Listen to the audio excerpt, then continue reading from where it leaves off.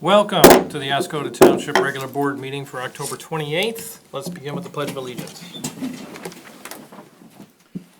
Pledge allegiance to the flag of the United States of America and to the republic for which it stands, one nation, under God, indivisible, with liberty and justice for all. Roll call.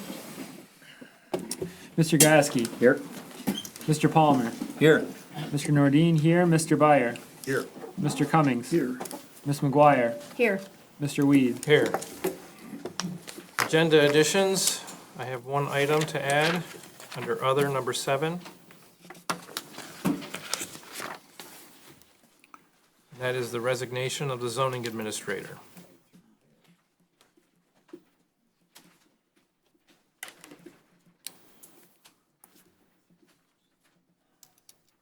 Are there any other agenda additions?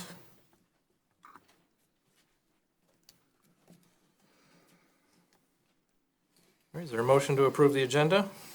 I'll make a motion that we approve the agenda. Support. Motion by Ms. McGuire, support by Mr. Gieske. All in favor, say aye. Aye. All opposed? All right, now we begin our public hearing regarding Resolution 2019-29.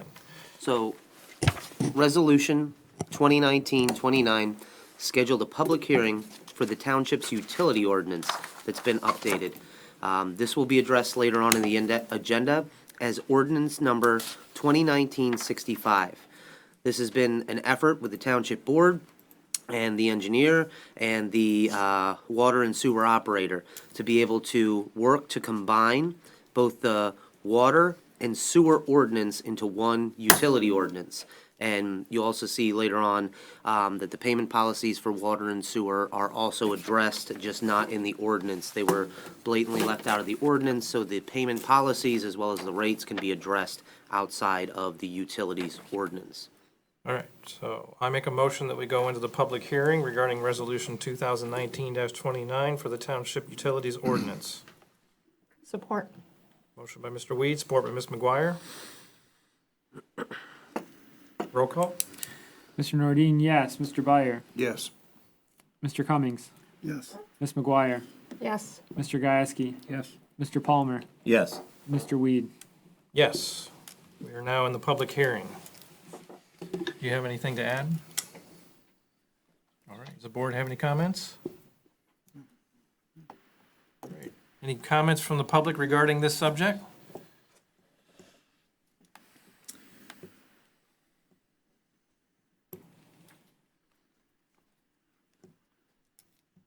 Anything, folks, anything, even if you want Mr. Schaefer to restate what this is all about, whatever you want to ask, now's the time.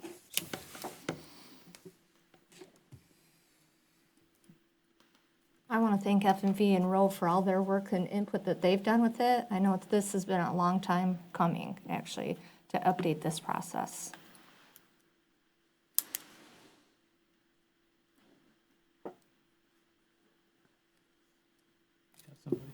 Yes, When you're referring to update the process, what are you can come to the podium, please. Just real quick, I haven't had a chance to read it myself, but what was the major advantage of combining them, just for the public? So, the Did it downsize, or? there's no real downside.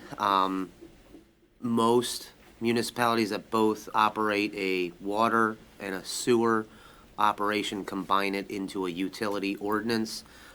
We had a separate water and a separate sewer. They're both addressing the infrastructure as well as the payment policy is addressed as a combined water and a sewer. So it made sense to combine the water and the sewer. Was there any material change other than combining them into one? Yes, there was a lot of items that were rewritten in it because the previous ordinances were extremely outdated and a lot of items didn't apply for the current times. That's all I have. Thanks. Anybody have anything else? If Larry wanted to see what was changed or rewritten, would he go to the clerk's office to see that, or where? Yes. Clerk. All these documents are kept at the clerk's office. Okay.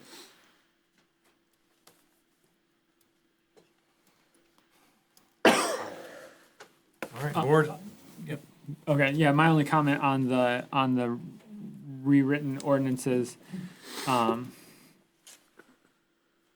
is, and this, we've had discussions at length with this at the board level at work sessions, we had multiple work sessions to work this, is the, inclusion of the requirement, of like the concept of a forced hookup. If you're within so many, feet of a line, the ordinance requires the individual, the property owner to hook up. This has actually it's been reduced. It was, if your property line was 400 feet, within, available main, you had to hook up. It's being, scaled back to 400 feet of the residence, if your residence is with 400 feet. So that's good in my mind, but I don't agree with the notion of the forced hookup. So like I said, no, should come as no surprise to the board, but for the sake of stating it in the public hearing, I'll say that. Any other board comments? All right, then I make a motion that we come out of the public hearing. Support. Motion by Mr. Weed, support by Mr. Cummings.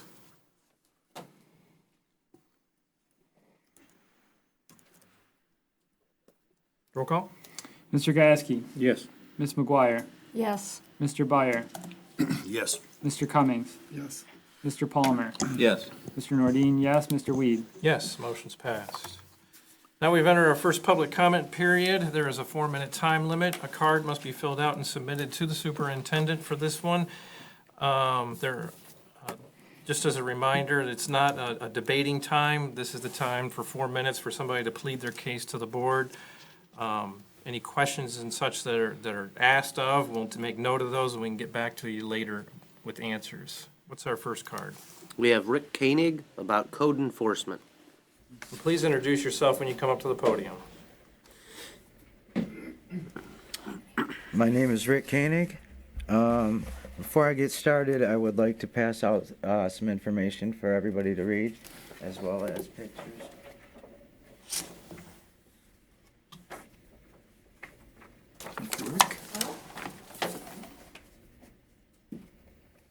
Thank you, Rick.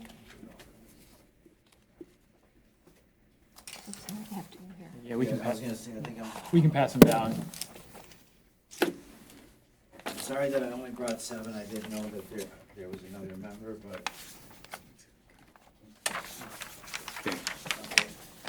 And, if you could just pass these down and look at them. And I guess I can start my little spiel here. I made a complaint against Lakewood Shores through the code enforcement approximately a year and a half ago regarding illegal dumping of concrete, bricks, shingles, so on, as you can see in the pictures. It came from Lakewood Shores, and they dumped it onto a road and blocked the road off with a little stop sign and little piece of rope. And I've been trying for the last year to get them to clean that. They told me they've already talked to Stan Aldrich. As you can see in the paperwork, he was ticketed for not complying. And after that, it kind of just fizzles out onto what they're doing with it. It's still there to this day. Those pictures that I took were just today. I got them done at Rite Aid, and they are blocking a street off and allowing that to be there. Now, I started with Mr. Bridson, the code enforcement officer, and there was a female that came with him at the time. They picked me up. We went out to take a look at it, and they said, without a doubt, we have a problem. Through that course, he said he'd get in touch with his superior, which was Mr. Schaefer here, and they wanted me to wait a year because there was brush and not the right time of year, they said, to do it. So I came in this last April. I was told, my opinion, really rudely when I came to see him in April, look, we've already talked about this, come back in July. So I figured I'd give him till 3 months to July. I didn't pester anybody, didn't bother anybody. When I came back in July, he informed me, after I talked to after I talked to Mr. Brightson said, the case is closed, it's done, it's over with. I showed them those pictures, and I got pictures on video. I was showing them also. And so when I got done with him, I asked who his superior was. That's when he told me it's Mr. Schaefer. I showed Mr. Schaefer the pictures, and all he kept saying to me was, look, it's done. There's nothing we can do. I said, does that look done to you? And he wouldn't answer the question, Then Mr. Mark David came along, asked me what the problem was. I showed him the pictures. He said, oh, something's got to be done about that. I'll make a call to Lakewood. And he did. And he said he was going to call Rick York, but I believe he ended up talking to Craig Peters. And either way, they told me that this was going to be taken care of.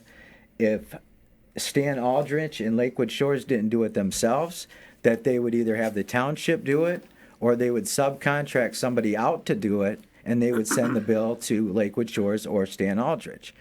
Since that's happened, and I came in to check on this, I have been treated like the bad guy for trying to report these issues. They act like I'm causing trouble, problems. That stop sign that they put over it, it's illegal to have anyways, but all that stuff that you guys are seeing is all on a road.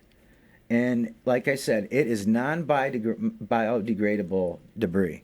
I mean, it's 2-ton rocks if you look at that. It's horrible.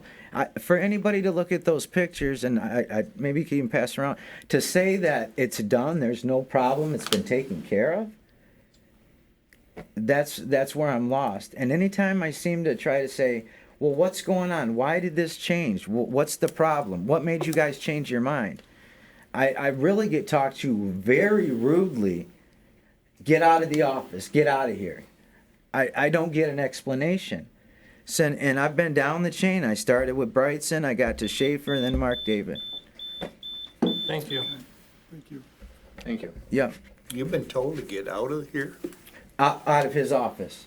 Or out of the building. Out of the Township Hall building, yes. Correct? No, I can't ask questions.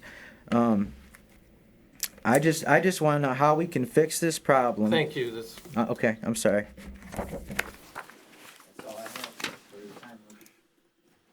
And your pictures are here. you Thank have you. another card? Dawn Barber about Furtaw Field. Thank you.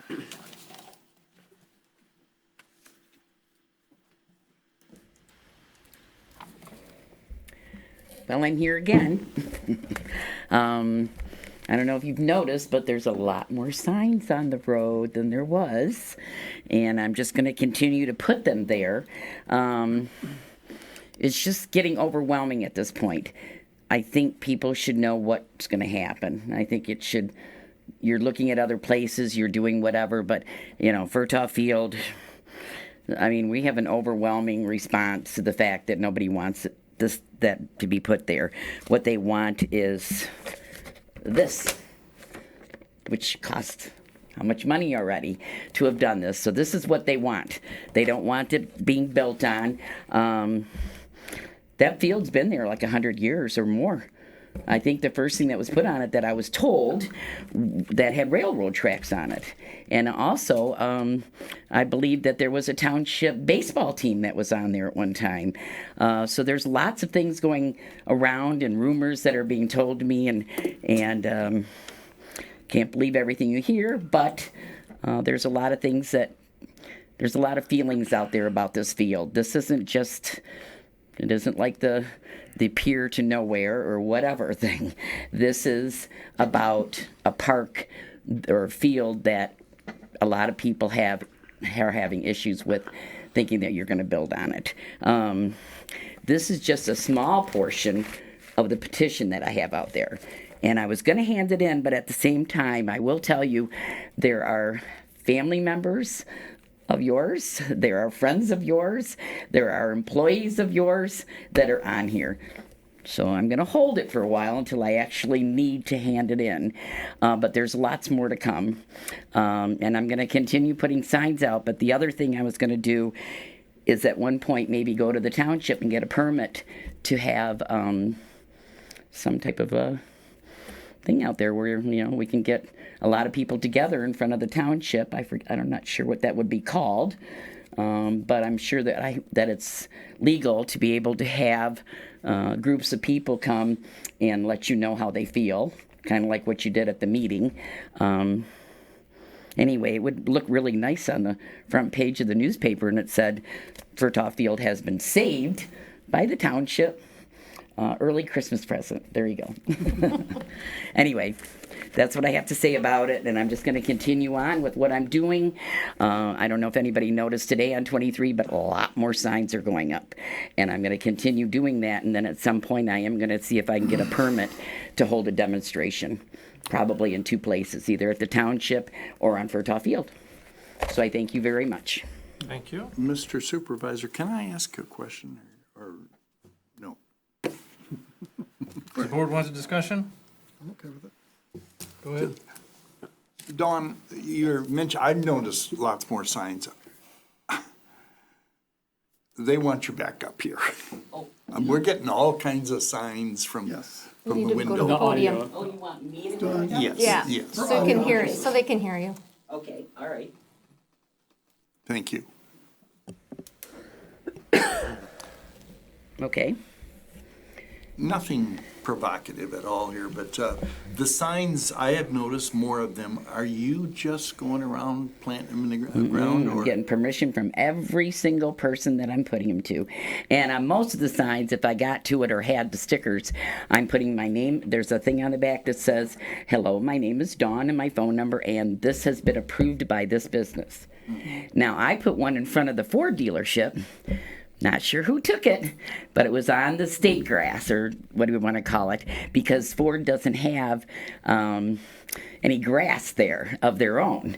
So he said, okay, Dawn, if they're going to take it, then you just bring it inside, and right now you'll find it in the corner of the window at the Ford dealership. And I'm just going to continue doing this. So everyone that you're seeing out there has been approved by every business, including the one that's right on the corner of Burger King. They approved that today. McDonald's. I can go on and on and on. so you're getting commercial establishments. I'm getting commercial establishments, and I need a lot of them. And the ones that aren't doing it, those are just because of their corporate rules. Yeah. Okay, like Family Dollar. They would love to do it. So I have had them, they're all signing the petition, the people working in those places, but some of the places can't. Even Edward Jones wanted to put it, but because of their position, they can't have it there. So we're getting overwhelming response. Okay, Just wanted you to know that. thank you. Want me to go? Yeah. Okay. Got a card? We got Scott Moore talking about the sinking fund.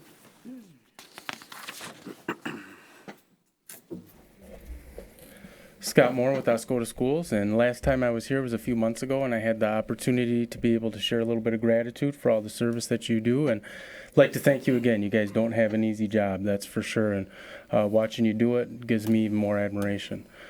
Just wanted to share, I know that there's the road millage that's on the ballot, and we're going to be sharing the ballot in Oscoda Township together on November 5th, this upcoming Tuesday. And thought that it would be an opportunity for me to get together with you just momentarily. I'm going to go as quick as what I can just to share a little bit about what our initiative is.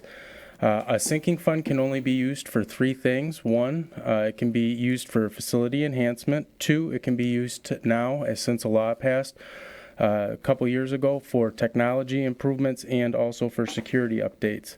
Our previous sinking fund was for 1 mil, and our sinking fund now that we're going to be going for is for 1.23. That being said, taxes that are levied by the district should be less next year than what they were for this tax levy by 0.03. The reason for that being that we have a bond that's retiring, and we refinanced 2 of our other bonds, approximately $1.2 million in savings for our taxpayers and our residents. I just wanted to share, last time I was here, I talked about all the successes that we've been having, felt that it was a tremendous contributing factor that we received so much community support. And I thought that it would be prudent to say, you know, we didn't have a sinking fund 7 years ago, and our facilities were in terrible shape. And if you would go to www.oscodaschools.org, and we have a brochure that's been checked by our legal department and has passed through as factual information, you would be able to see what our intended uses are and a little bit more information. And realistically, from my perspective, I don't think that there's anything on there that could be considered too provocative, too flashy, but the reality is we have facilities out there that are approaching 60 years in age. And with that being the case, I don't see us constructing a new school anytime soon. So wanted to just get together with you guys, since we're sharing the ballot together, and have an opportunity to talk a little bit about what our cause is and what we're trying to do. And I do believe that having the sinking fund passed 7 years ago, if we wouldn't have, there's no way that we'd be in the position that we're in now. And to continue to traverse up in a trajectory that's positive for our community, I think it's something that we absolutely need. So just want to thank you. I don't want to take all my time, but I just wanted to share that with you. And if you had any questions, I could entertain them. But if not, you can also contact me, Morris at oscodaschools.org, or feel free to call me at 739-2033, whether it's you or anyone in the community. Happy to meet and talk about these issues. So thank you very much. Thank you. Any other cards? We have Larry Holland about economic development.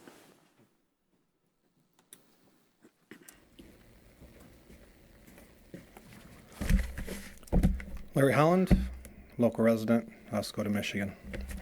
I just want a couple comments about the economic development manager that is proposed to be hired by contract here in the community.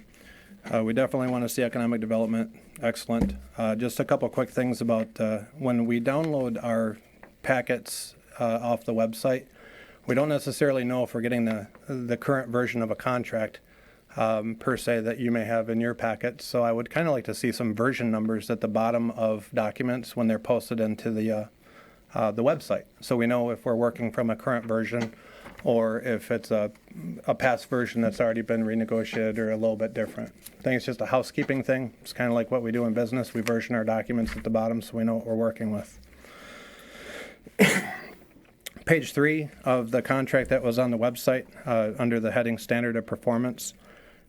Subsection 10D, subcontractor fees or professional service fees that result from agreements established by the consultant. I would like it to expand a little bit where it says, unless said costs have been pre-approved by the township superintendent. It should maybe mention that subject to also board approval there. Makes sense that if the fees are going to change, that we should also have board approval from the standpoint of things changing. It also kind of brings it out into the light per se, so that we know what changes are being made or what's being proposed. On page 5, 14B, great. I love that section where there's a minimum floor. Good job. Under subsection C, regarding the term involuntary, become unable to fully service the requirements of this agreement for short terms. Again, I like the fact that we have some control in there. Excellent. But I would like to see some terminology about subject to board approval so it comes out at a meeting per se of what's happening. We're dealing with, just shy of $10,000 a month in some areas, so it's a pretty big expenditure by the time the contract matures. Under 16, just housekeeping, might want to change the pronoun, second line from her to his. Number 17, also board approval should be something that's a requirement in the modifications of the contract. Makes good sense. I have a lot of faith in Mr. Schaefer, but I'd also like to see the discussions at a public board meeting when these contracts change. Final note, that's it. Thank you. Any other cards? That's it. All right, we're now into the consent agenda. Any comments regarding the meeting minutes for October 11th and the two for October 14th?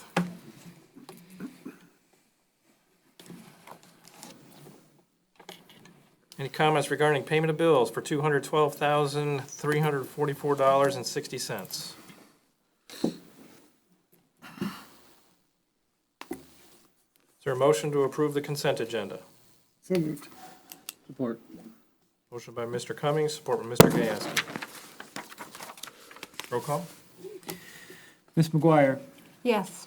Mr. Cummings, Yes. Mr. Nordine, yes, Mr. Byer, Yes. Mr. Palmer, Yes. Mr. Gieske, Yes. Mr. Weed. Yes, motion's passed. Subcommittee reports and project updates, a row engineering update. All right, we have Mr. Rick Freeman here tonight to provide an update on the report provided. Good evening, Rick Freeman with Rowe Professional Services Company. Brief update for October on project assignments and projects that we've been working on. Phase 1, Phase 1 water main assistance on Van Etten and Forest. That project is essentially done. All connections have been made, all well disconnections, abandonment have been made, restorations are complete.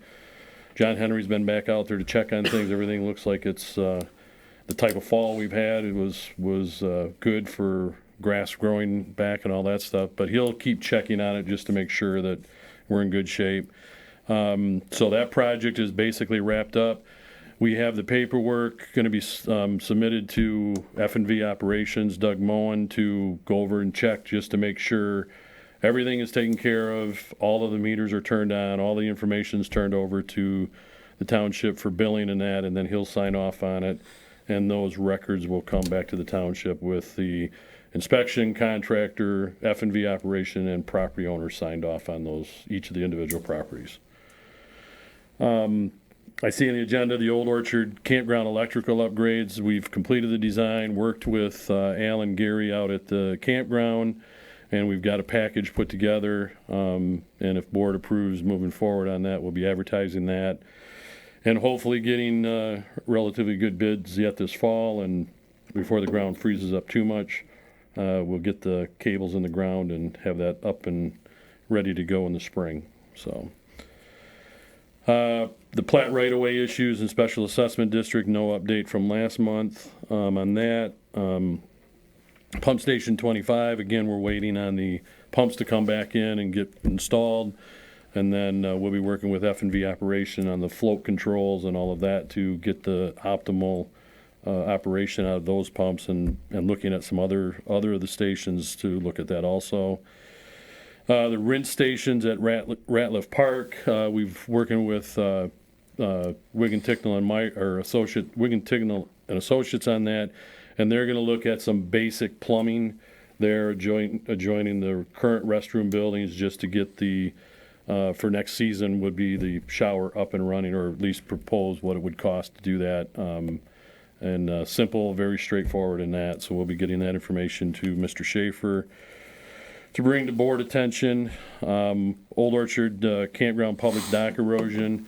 We've got a request out to a soils company to give us a price to do a soil boring out there, and give us a recommendation on probably recommending putting steel sheet piling in along that wall to prevent that erosion from that continually comes back every year.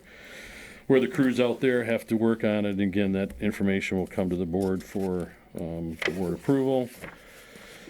On the SAW program data, working with the CIP plans on there, and also with Catherine and Doug from F&V to identify the first round of CIP projects for the pump stations and controls that were identified in that program, and then working with possibly USDA funding and such to start that program, getting those projects underway here in the next year or so. Stormwater user rate study, we have the new location for the the new GAC system that's going in along Mission. We've got the location, identified the sewers that are going to be impacted. The one thing we don't have on this one that we had on the other one, we don't have video on these sewers, so we're doing a little bit more investigation as far as the condition in that area to come up with a reasonable user rate system based on the protocol we set up previously. So hope to have that wrapped up here within the next couple of weeks for township review. As was through the public hearing earlier, the utility ordinance that is wrapped up, and we're ready. We've got a draft on user rates and all of that. Once that process is done, we can incorporate that in for board review. Water main funding assistance. We're in the process of finalizing the map. We've got the public road system all updated, and that map will be able to be used for a variety of things for the township. Not just the water funding, but street and all of that type of stuff. Give you an updated map as far as that goes. On the water main funding, with tomorrow's bid opening, we will obviously go through and incorporate any changes in the unit prices and estimates on that, so we have that continually updated. And then also continuing to look at any USDA, ECWAG, SRF, DWRF, any funding that's out there available. We're continuing to monitor that. There's really nothing new that's been put out there yet, but that could change once the state government gets some things squared around. So, Phase 2 water main, we have the bid opening tomorrow. We have, as of right now, 6. I take that back, 7 plan holders. Now, whether we get 7 bids or not, we'll find out tomorrow. But that's a good sign, and it's a cross mix of different contractors from down in the Saginaw Bay City area, along with local contractors from this area. So we're hoping to receive good bids tomorrow. That's at 3 o'clock. And then once those bids come in, we will evaluate the bids, the funding, and then come back with a recommendation on how to proceed. So, Phase 3 trail project, essentially we're complete as of right now. Now it's into kind of the grant funding between the TAP grant and FLAP grant funding, and then any others to come up to help support the local side and minimize the township costs on that. So one item that's still kind of out there on that, I'll say one of the bigger line items in the cost estimate is the tree removal. And once we get some understanding with the Forestry Service or whatever, hopefully those prices will come down. So, and then tomorrow afternoon we'll be meeting to discuss the site evaluation process on the consolidated facilities project. So, any questions, concerns? Yes. The bid opening for tomorrow at 3, is that here at the Yes, Township Hall? in Dave's office. I'm assuming that's where we're going to hold it. So, yes. So we'll know shortly thereafter where we stand. Yeah. And for clarity, about a month or so ago, we had the projected $800,000 budgeted shortfall. Tomorrow we'll know if We'll know exactly what those numbers are, Yeah. and we'll be able to go through it and break down where the bids came in at, because we did back off the bid. So we've got a base bid and an alternate, so we can decide where we want to go there. And then also we'll be getting the prices for the water services, which the grant money that we've got out there, we'll be able to pay for those. So we'll be able to look through that and again, make a recommendation. So, and with 7 bidders, we should have some competitive bids. So, Very good. any other questions? Okay. Thank you. Next item, Township Hall phone system and recabling. Yeah, just a quick update. So on the 24th, there was a fiber optic cable splicing appointment in the morning, which has been started and completed. And now there will be a fiber cable boring, which will go under the parking lot to bring it back to the back of the Township Hall. The rack for all the new equipment, like the amount of equipment we should have had all these years, is going into the attic, into the police department area above what we call the attic. And that will be on the 31st. So that's just this week coming up. And our DPW has completed a list of requests that I've submitted around reinforcing floor and creating a support so that the rack would be on something more substantive than just the thin plywood that was there for a while. So we've got all the preps in place. We've got the electrical in place. Everything's ready to go. everything's moving along quite well. But the vendor has agreed to try to get this project completed by the end of the year. So that's the goal. It'll be a Christmas gift for all of us to have phones that are better operational. Do you expect any type of interruption of service? No, because what we're doing is we're putting in the new cabling to the side of the existing cabling. There's so much cabling going on that it's going to take us a few days to get that cabling done. There'll be no way to be doing it live. There would be just 3 days of chaos. People would be down. So no, it would be all off. And then what we would do is we would do one, like just kind of go in after hours or early in the morning. We'd switch everybody to the new cable system. That would put you on the new equipment in the attic at that point, and then we'd be up. So yes, there's yeah, it's going to be a lot. I mean, there's a lot that has to come up at one shot. So they'll of course be there to walk us through and handle any issues that might come up. Of course. It's going to be a lot. To quote you. If so, do you or Dave or Aaron or anyone on this board have an idea roughly what this is going to cost? Yeah, the board approved it in January. Okay. You were at that meeting. Yeah. Okay, good. But I'm really old, and for me to remember back to January. So give me the figure. Let's see, what was it now? It was 46,000. 46,000, something like that, yeah. It's part of that is recabling, and then, of course, it's all new phone devices, because those phone devices that we have now are beyond antiquated and associated with a dying phone system that we can't repair, as you've heard in other meetings. This is not $46,000 that is dedicated to one place where we can't move something.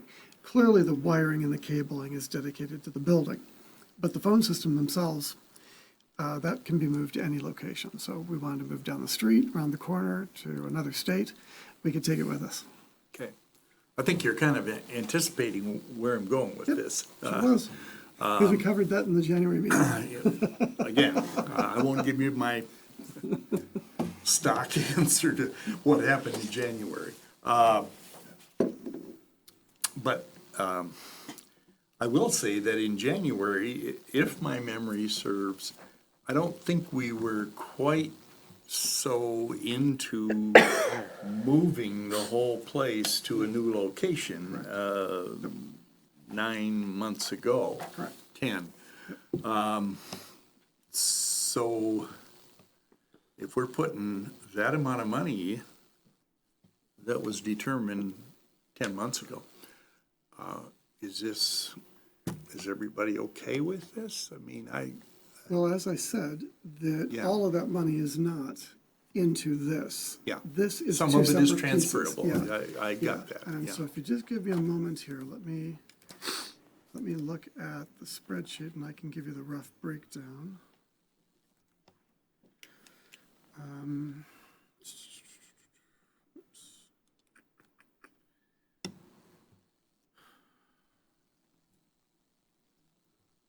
So network equipment and the phones would be, of course, movable.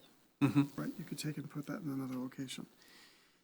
But the cabling alone is coming to approximately $24,000 because it's a complete redo of the cabling at Township Hall with additional cables that were never there that needed to be there because without them, people have been stringing cables across offices and running their chairs over them.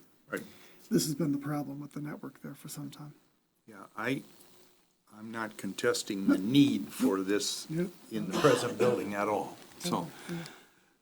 Okay, thank you. Sure, welcome. I only have one question. It sounds like it's a further time frame than this, but my only request observation would be that November 5th is the election, so.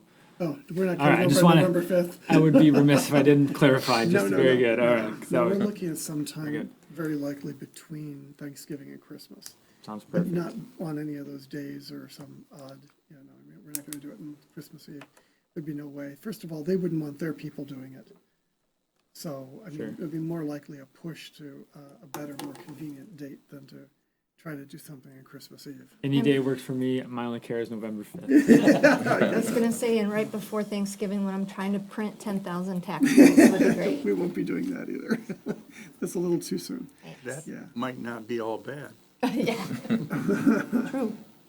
Anybody else have any reports or project updates? All right, then on to the reports section for the annual 2020 healthcare renewal.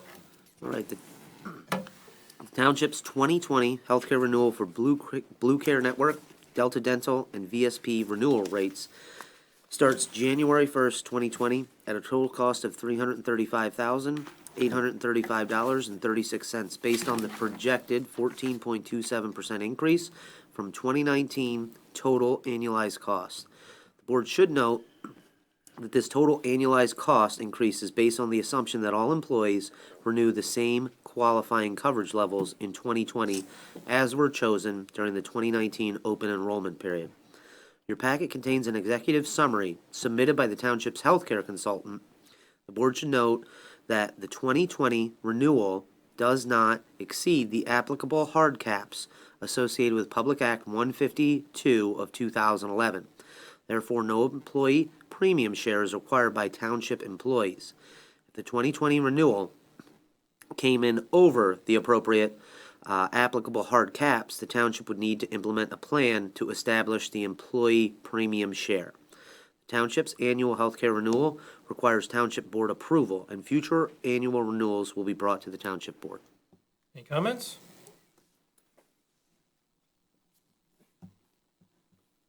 Is there a motion?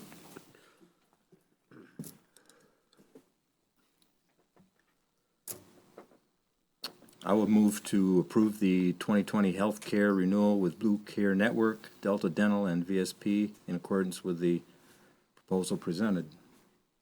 Support. Motion by Mr. Palmer, support by Ms. McGuire. Roll call? Mr. Nordine, yes. Mr. Gasky.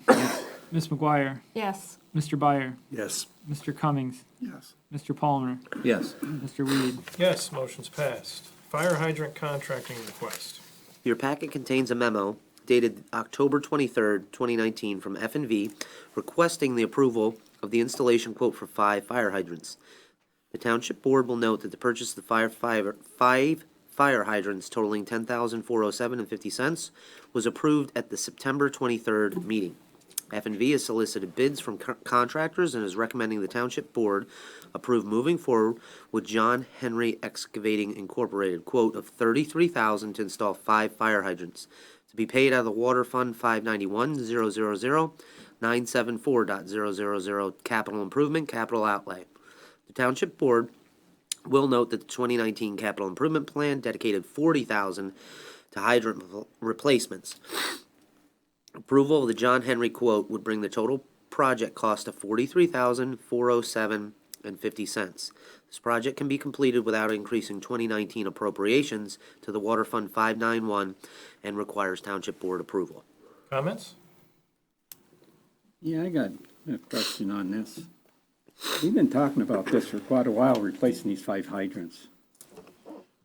And I was always under the understanding that the contractor installed these hydrants. Why are we subbing for bids to have it done? I'm trying to get this done before winter.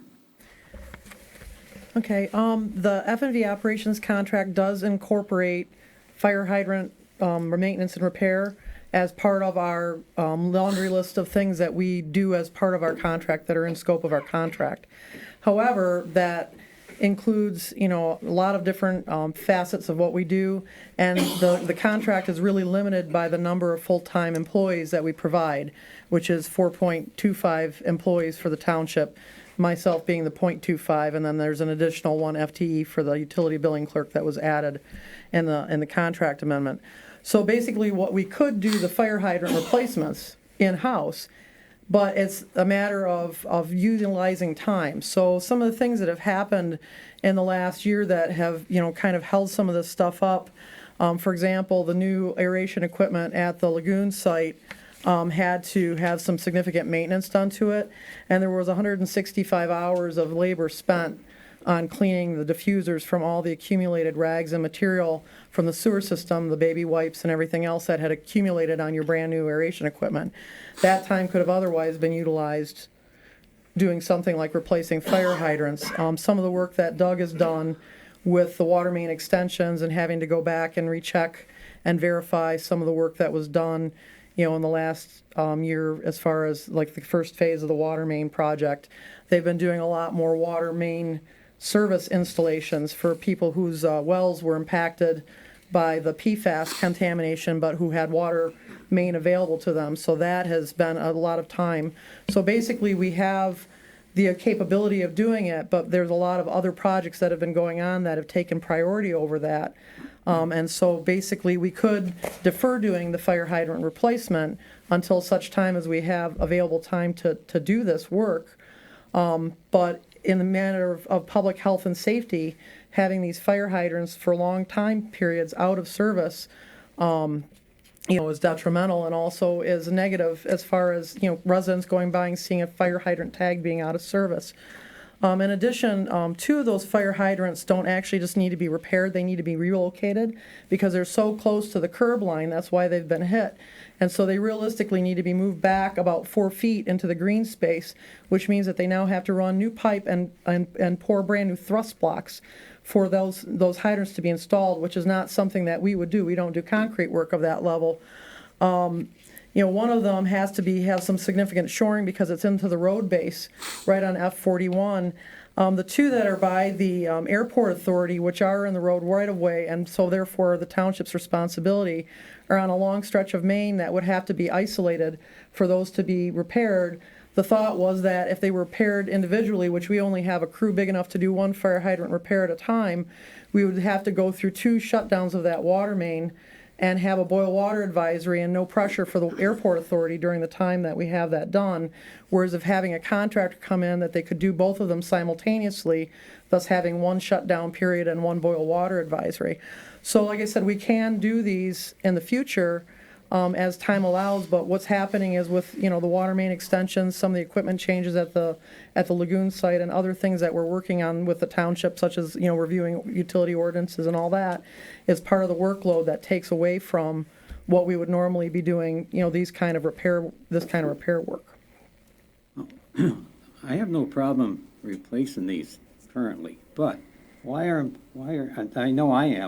I just now finding out about replacing these hydrants in a different location? We've been talking about this for quite a while. This is the first time I'm hearing about we got to move them back. This should have been brought to us a long time ago.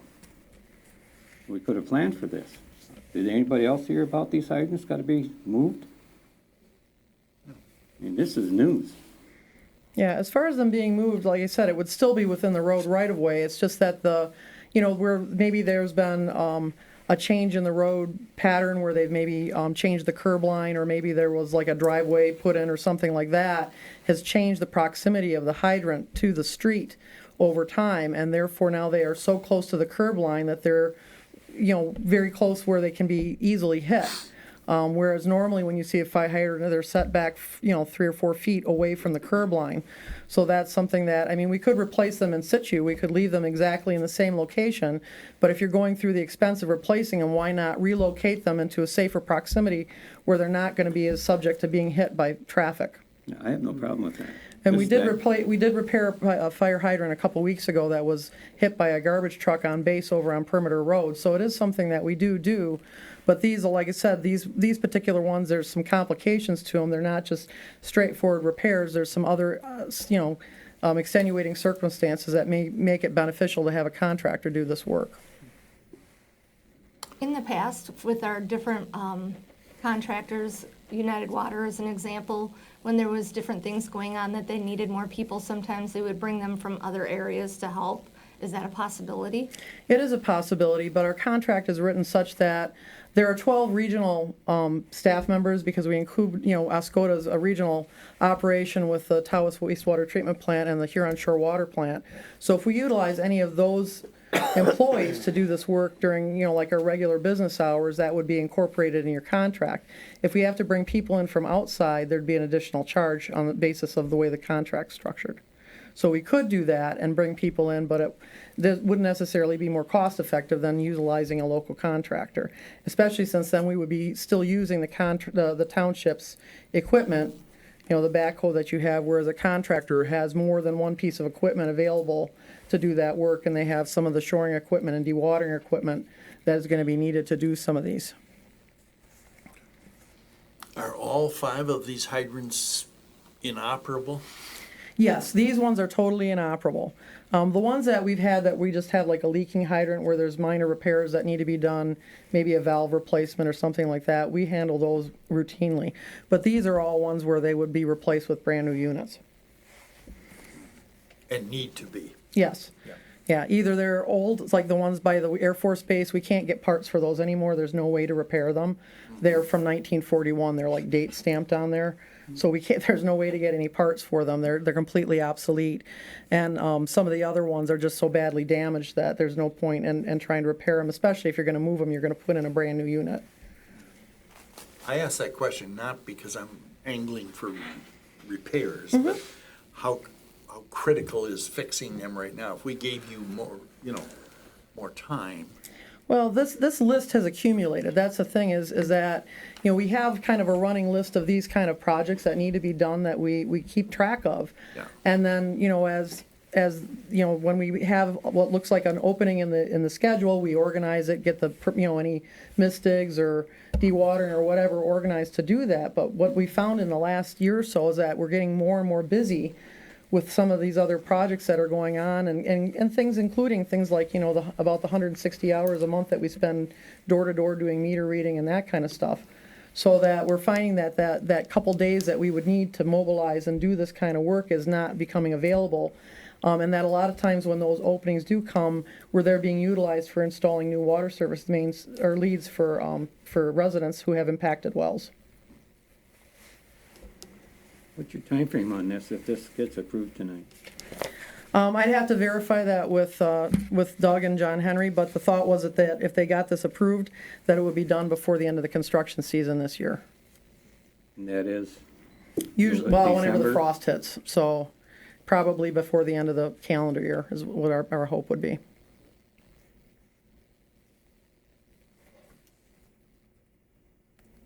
Catherine, you said that, and I saw in the packet that several of these have been hit by vehicles, so you're Yes. recommending that we change the location. Yes. I would certainly agree with that. Do you know, since these have been hit by vehicles, have we collected the insurance?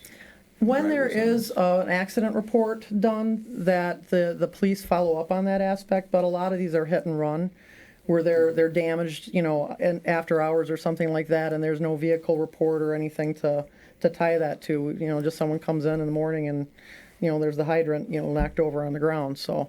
I posed a question on Friday about some of these hydrants on the airport authority, but I think you answered that question in that if it's in the road right away, then it's the Yeah, township it belongs to the response, township, yes. regardless of location. Regardless of location, yeah. Basically, anything that's in the road right away belongs to the township. And I think actually when the base was decommissioned, the township accepted all the fire hydrants that were on the base at that time. Okay, thank you. Any other questions? Thank you.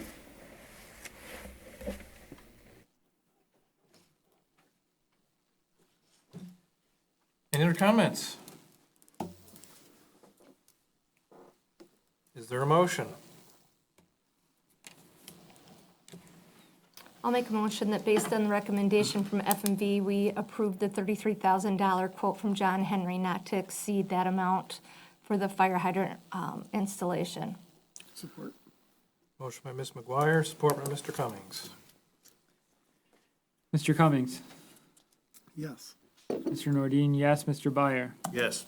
Mr. Palmer, Yes. Mr. Gasky, Yes. Ms. McGuire, Yes. Mr. Weed. Yes, motion's passed. Thank you very much for the work you do on our system, because you know it in and out very well. You care for it, you want it taken care of, and I appreciate that. Old Orchard Park electrical upgrades. All right, your packet contains the advertisement for bids associated with the Old Orchard Park electrical upgrades, as well as the electrical upgrade bid form for the contractor to submit. The board members should note that the electrical upgrades are to be completed by January 31st, 2020. Advertising the bids for Old Orchard Park electrical upgrades requires Township Board approval. Comments?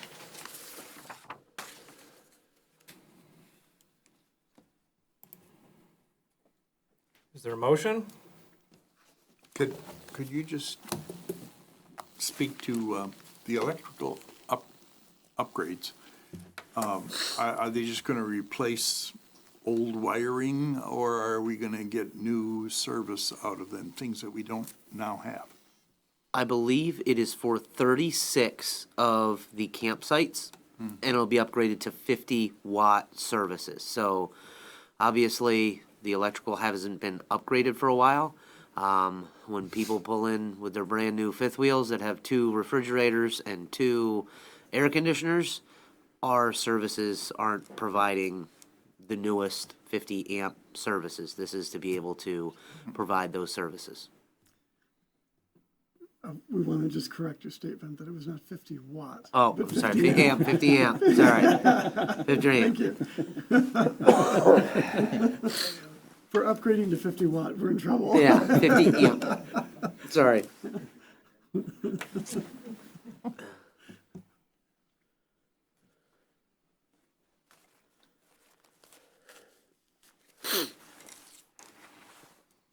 Being a no-tech kind of guy, does this make Wi-Fi for the park a little closer? Somewhat, yeah. I mean, but we're not dealing with the whole park. We're only dealing with a section of sites. Okay. And the electrical for some of the poles for Wi-Fi would come from a site electrical unit, like one of the little receptacles there that you plug your RV or your whatever into. So, you know, there might be one. It just depends on where that exact location is. I wouldn't say this is a make or break for that. Okay. But it certainly doesn't hurt it.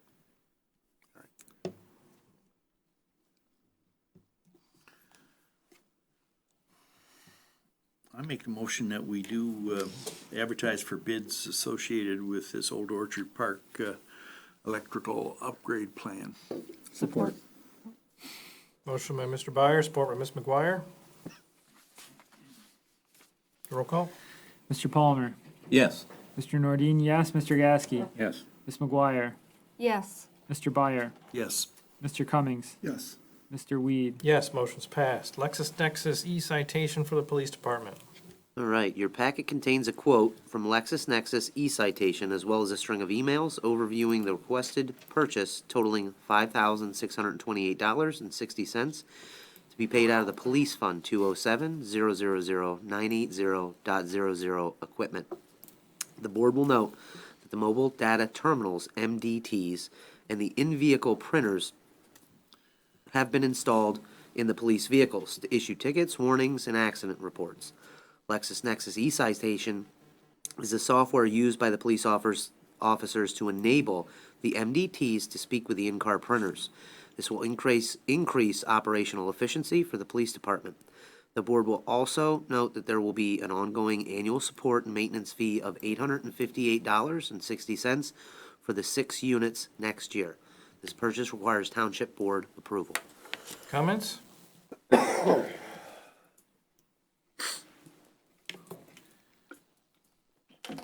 Just a question for Mr. Schaefer. So, a couple people have asked me whether or not there was going to be an end to some of the expenditures that we were approving for the police department. And I was explaining to them that we're getting some things caught up, and that they're on a rolling plan for renewal, and we fit these expenditures in to each annual year for you know, just to make the budget relatively even. This was budgeted, right? So the MDT project, we appropriated for the 46-ish thousand. we then received money back from USDA. We were crossing our fingers that, hey, we're gonna get the percentage back from the USDA. We did, was $25,000. So that, instead of using those appropriations, we still had to buy that. Receiving the money back obviously opened up for, say, the radar interviews or the interview rooms. We appropriated as if we did not Have any help? have any help from the USDA. Yeah, fair enough. Okay, good, thank you. Is there a motion? Yeah, I move that we approve the $5,628.60 to purchase the LexisNexis e-citation to be paid out of the police fund. Support. Motion by Mr. Cummings, support by Ms. McGuire. Roll call? Ms. McGuire, Yes. Mr. Byer, Yes. Mr. Cummings, Yes. Mr. Palmer, Yes. Mr. Nordine, yes, Mr. Gasky, Yes. Mr. Weed. Yes, motion's passed. Economic Improvement Director contract. All right, based on the discussion at the last Township Board meeting on the 14th of October, your packet contains the proposed contract for the Economic Improvement Director, Mr. Todd Dickerson, the EID job postings, and an executed copy of Resolution 2019-20, Oscoda Township Economic Improvement Committee. This will be paid out of Property O&M Fund 236-266-801.000 for professional fees. Since our discussion on Friday, the correction has been made to Section 16, which I provided, which changes the pronoun to his. Other than that, that was the only other change proposed. All the other sections remain the same. The proposed EID contract requires Township Board approval. Comments?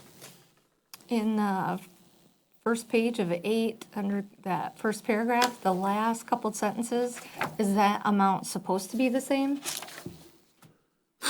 I'm Both sorry, say what? $125,000. 8. Section 8.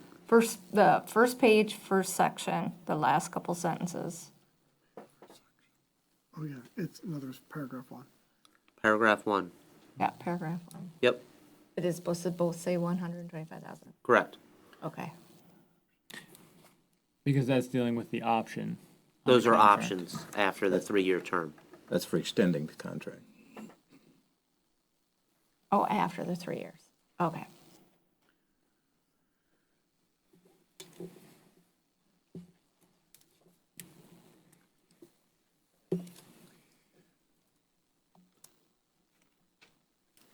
So my question, so there were a couple of suggestions from Mr. Holland during opening comments. Does anybody else on the board have thoughts about the addition to basically in a couple places add in? Yes. this super- Definitely, yes. The law already dictates what needs to come before the board and what's within the statutory authorities of a superintendent and supervisor. Good. So it depends on the circumstance. Some circumstances can be handled with the superintendent, other ones will have to come to the board. Good. So whether it's stated in the contract or not, it's still mandated by state law. Good, thank you. But we will change the contract to say that. No, we don't need to. State law already handles it. So why wouldn't we just put it in there then? Because if we put it in there that it comes before the board, then that means that every situation has to come before the board. And there are some that don't need to come before the board, that can be handled at the superintendent level. It all depends on the circumstance. Okay, I thought when Larry's suggestions kind of picked out different situations that it was referring to. But I could be wrong.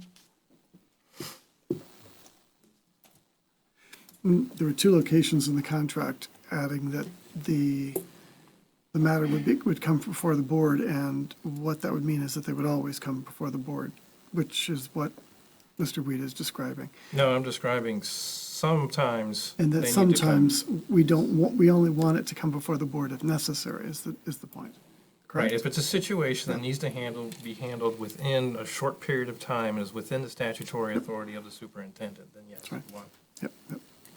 you want it handled immediately. Yeah, so the suggestion was basically more than, it would always come before the board, period, and that's not necessary. If we can keep things moving quicker, using Mr. Schaefer and then Mr. Weed, and then come to the board when it's deemed that they need us to.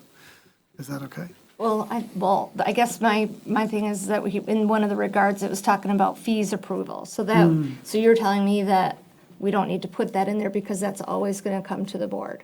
There are some things that can be approved through the superintendent. What things? He has Can He you has example? certain purchasing authority Right. based on the purchasing policy. Well, that's purchasing, it's not a contract. I don't understand what you mean by that. Well, we're talking about a contract that you're going to be charged, there's going to be fees that are charged. Let's say the director hires somebody and there's other fees that are going to be associated with that. In the contract, it only spells out that Dave has the latitude to approve those things, where by adjusting a contract, that should always come back to the board. By adjusting a contract for a contract amendment, yes, that will That would come be back true. before the board. Okay, and I think that's what he's trying to point out there. That's automatic.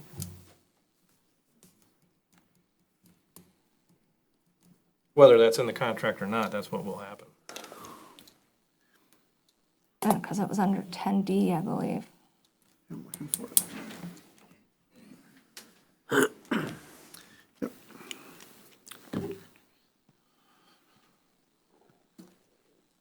Yeah, so the fees that would come out of 10D would be something that Mr. Schaefer could approve if it was, I'm going to make a ridiculous example here, but let's say a box of paper clips.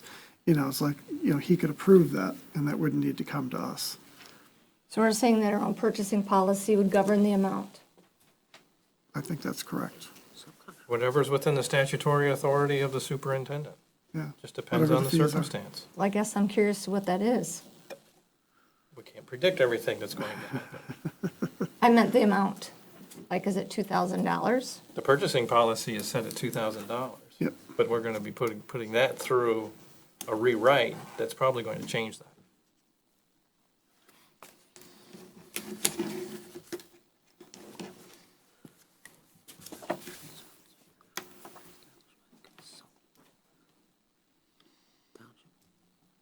The other one was 14.5, I believe.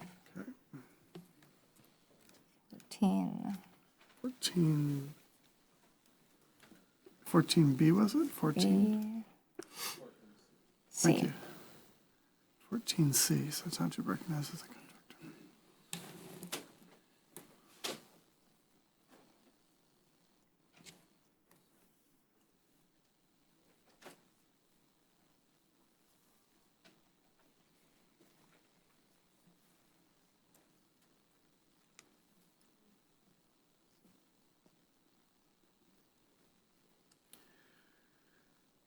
So the way I read that is that the superintendent is coordinating a lapse of service by the contractor when it exceeds 28 consecutive days. So being that he's the guy running all the personnel for Township, that doesn't seem wrong, but I also think that that situation, if it occurred, he'd be letting us know and would probably be telling us about it before it even happened. So I don't think that's a problem either. Like, I see what the problem, I mean, just knowing how we operate here, I don't think the Right. contract. And I guess if it was Yeah. an employee, I could see that, but it's not an employee that he is in charge of personnel. It's a contracted person that's outside of the purview of the township employees. And this, How is that? I don't see that at all. We don't have Nancy's contracted employee, we don't, we don't treat her, they're not our employees. Well, in this case it is. This is a direct employee. There's no company that he's working for that we're working up throughout, like, it's not F&B. Like, we Right. don't work, we don't go through. But they're contracted too. and. They and- are, And both the previous and this is the same language, model language, as far as the assessing contract. So this language is the same for Nancy in Northern Assessing as the same as the professional service contract being proposed. So C, you will find 14C, I believe it's referenced as 16C within Northern Assessing. This mimics the same template as far as the contracted services with assessing that we contract for. This is the same language. Okay.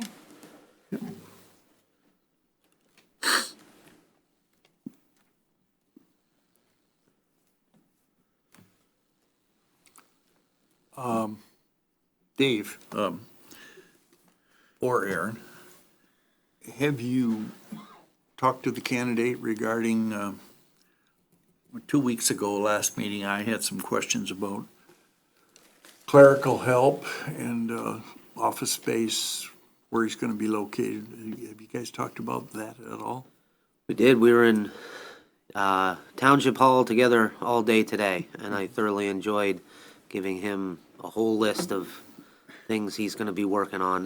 We also met with the Play Sleep consultants to be able to go over the presentation tomorrow.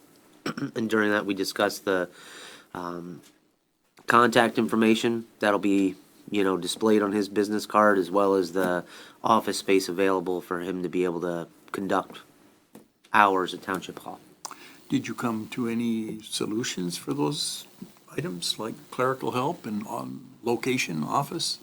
Well, as far as the office location, he's going to be doing the most good out in the businesses. When he needs to be home base and at Township Hall, he can hotel between the supervisor's office in the morning. The code compliance officer only works till 1 o'clock. If he wants to be in Township Hall in the afternoon, he can obviously be between those. He's using a laptop that he'll be able to conduct business from either of those locations.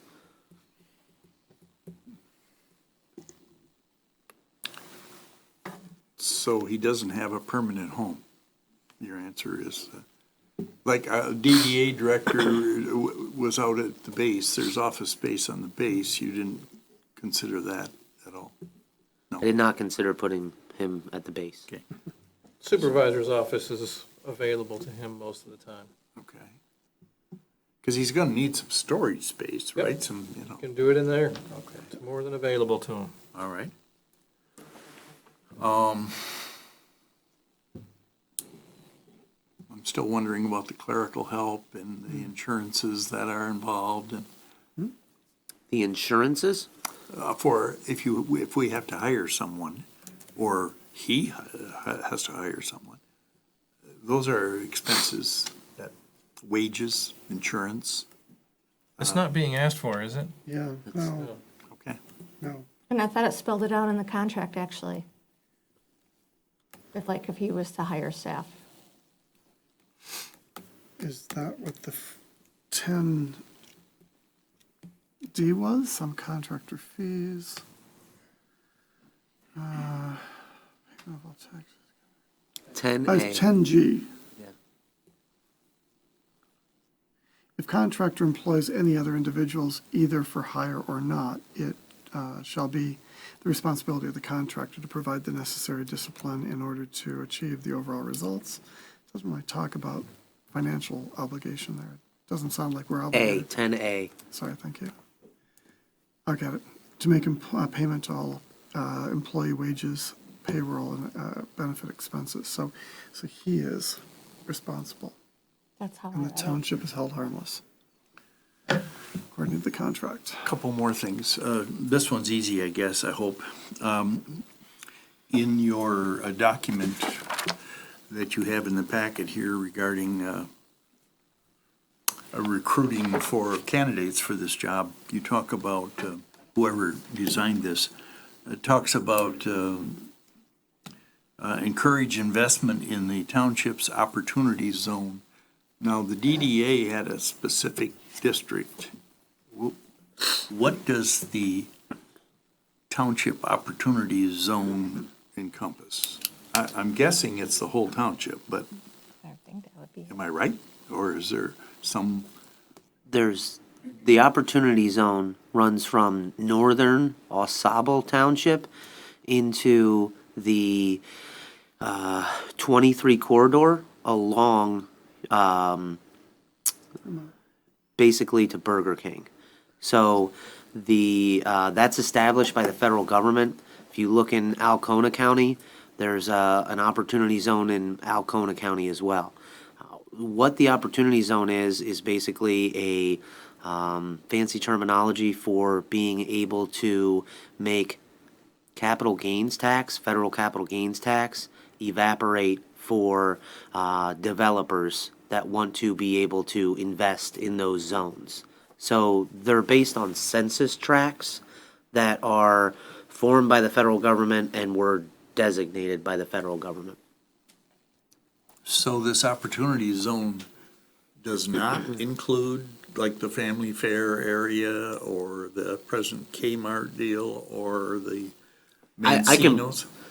if I had internet Yeah, reliable, I could pull it up right now and show you specifically what the Opportunity Zone map looks like. but I'm sensing that you guess that anything north of Burger King is not included in this. You might want to take a look at the map so that you have a clear definition as to what those boundaries are. Okay, but no one can just verbally tell me how far north it goes?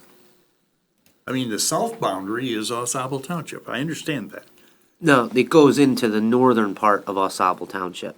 So Osable Township and Oscoda Township share an Opportunity Zone. Okay. I don't have the specific northern border available. I would think that's kind of important. But, do you intend on introducing the candidate to all the people that are here? Guess I was kind of waiting for approval. Okay. I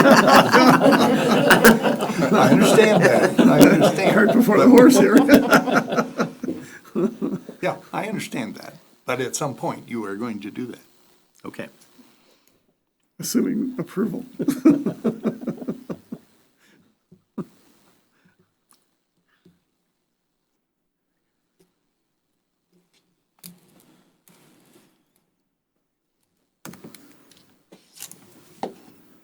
Is there a motion?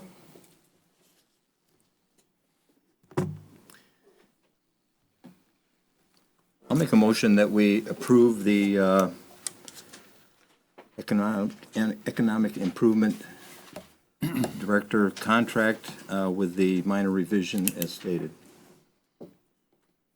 To Mr. Todd Dickerson. Mr. Todd Dickerson. I would second that. Okay. Motion by Mr. Palmer, support by Mr. Byer. Roll call? Mr. Byer, Yes. Mr. Cummings, Yes. Ms. McGuire, Yes. Mr. Gatsky, Yes. Mr. Palmer, Yes. Mr. Nordine, no, Mr. Weed. Yes. Motion's passed.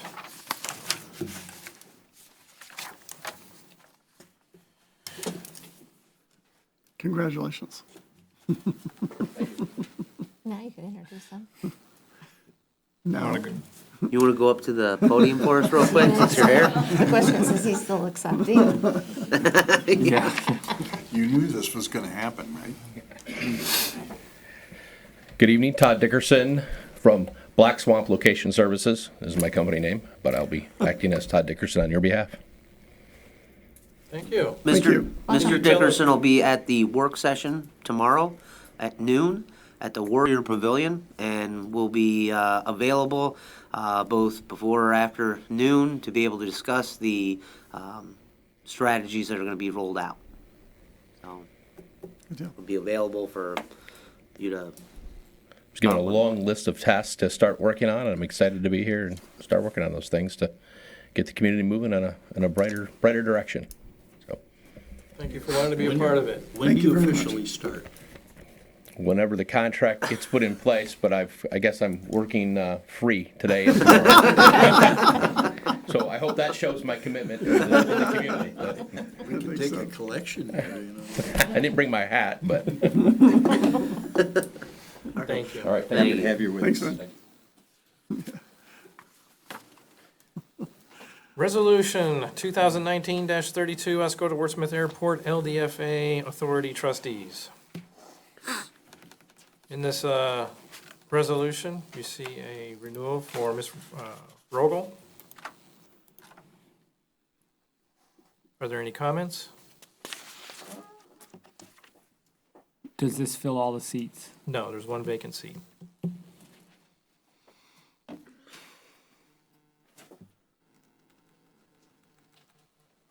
Is that a citizen at large seat? Yes. Okay.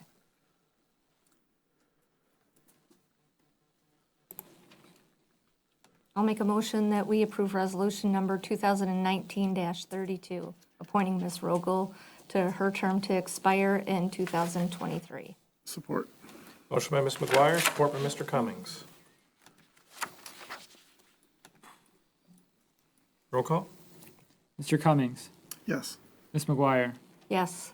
Mr. Gasky, Yes. Mr. Palmer, Yes. Mr. Nordine, yes, Mr. Byer, Yes. Mr. Weed. Yes, motion's passed. Ordinance 2019-65 for utilities.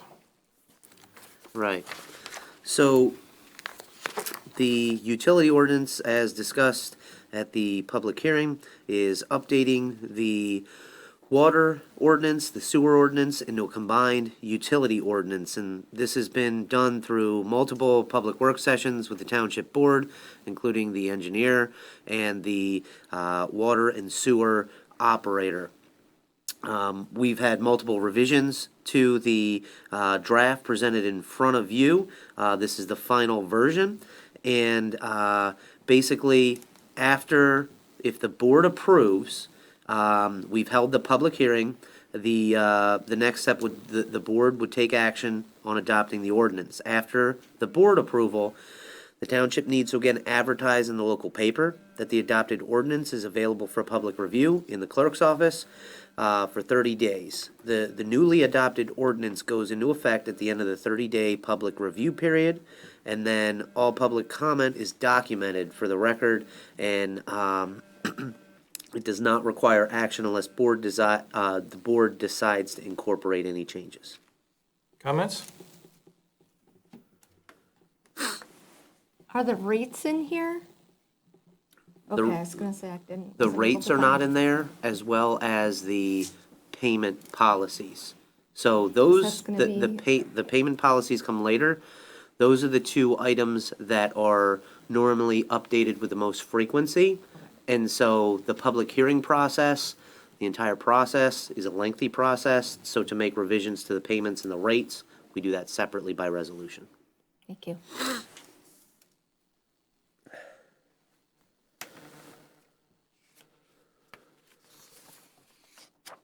I make a motion to approve ordinance 2019-65 for the utilities. Support. Motion by Mr. Weed, support by Mr. Byer. Roll call? Mr. Gasky, No. Ms. McGuire, Yes. Mr. Cummings, Yes. Mr. Nordine, no, Mr. Byer, Yes. Mr. Palmer, Yes. Mr. Weed. Yes, motion's passed. Land division application.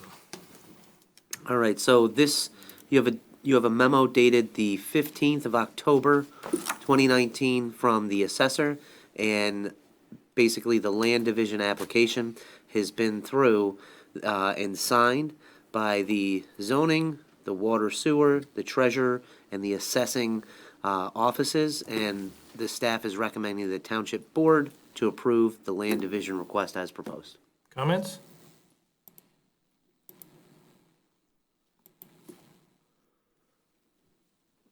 Is there a motion? I'll make a motion to approve the land division as proposed. Support. Motion by Mr. Palmer, support by Ms. McGuire. Marty, just, I don't know if you had a chance to talk to Nancy, but they're basically just squaring up the properties. Are they? Yeah. Okay. No, we couldn't make communications. Roll call? Mr. Palmer, Yes. Mr. Gasky, Yeah. Ms. McGuire, Yes. Mr. Cummings? Yes. Mr. Nordine, yes. Mr. Byer? Yes. Mr. Weed? Yes, motion's passed. Fire Department authorization to hire John Crowder as a fireman. All right, so your packet contains an email dated last Monday, the 21st, from the fire chief requesting to reemploy John Crowder. He was on the fire department previously. All of his certifications are up to date, and he would like to be back on to the Oscoda Township Fire Department. They're under the staffing authorization. They'd like to add him back. Requires Township Board approval. Comments?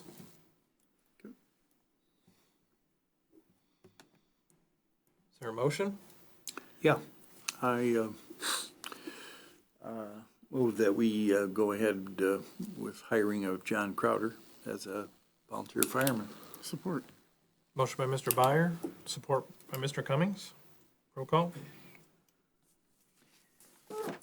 Mr. Byer? Yes. Mr. Palmer? Yes. Mr. Gieske? Yes.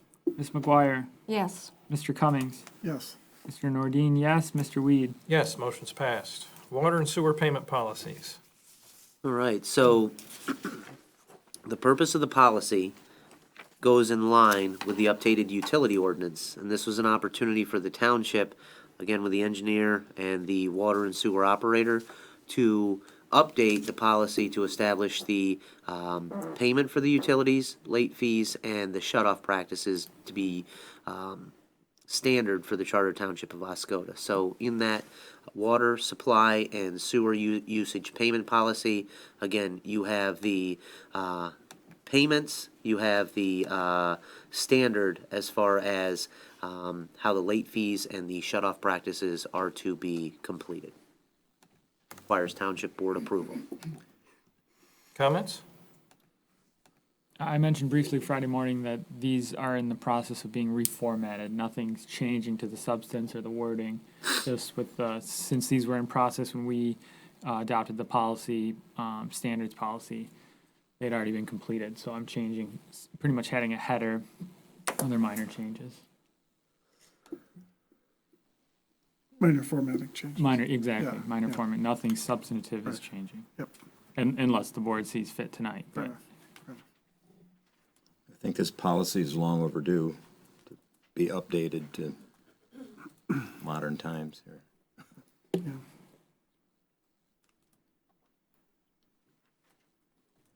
Is there a motion? Make a motion to approve the water and sewer payment policy as presented. Support. Motion by Mr. Palmer, support by Mr. Weed. Roll call. Ms. McGuire? Yes. Mr. Gieske? Yes. Mr. Palmer? Yes. Mr. Nordine, yes. Mr. Byer? Yes. Mr. Cummings?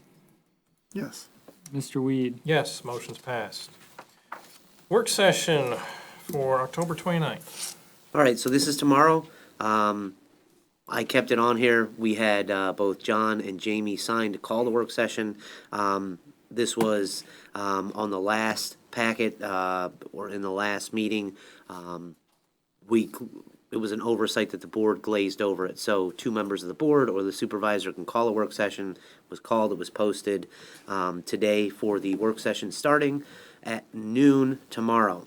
There are going to be 3 components of this. Noon to 1:20 is going to be the Place Leap presentation for the economic development strategy.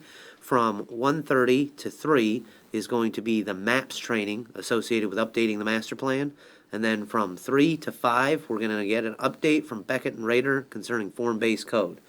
All board members are invited to attend all 3 sessions back to back to back. Obviously, I can't come to the last session. I'll be at the bid opening, so. Comments?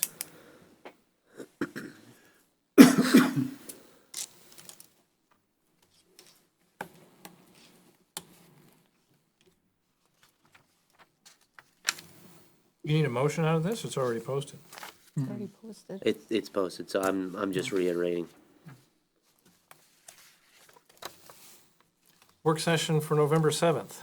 All right, so requesting a work session at 6 PM next Thursday, November 7th, at the Warrior Pavilion concerning the Consolidated Municipal Services Center project update. Comments? Are we gonna post that on the website?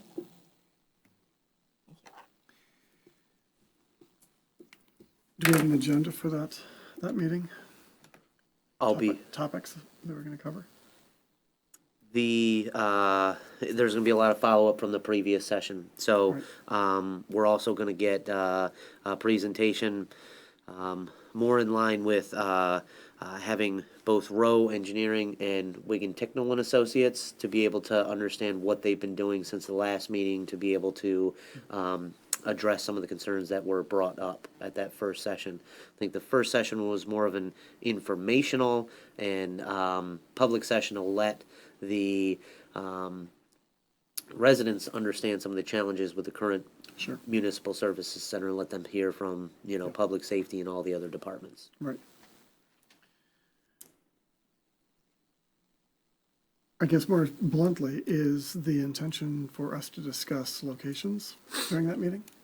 There'll be an update on, based on the operational capacity, what that would look like, how that fits onto the sites. We heard the public as far as the different sites and those options and what that means. Okay, thank you. Do you expect to have at this meeting a rendering or cost estimates about what a building might cost or cost to operate? I can obtain clarification on that. Okay.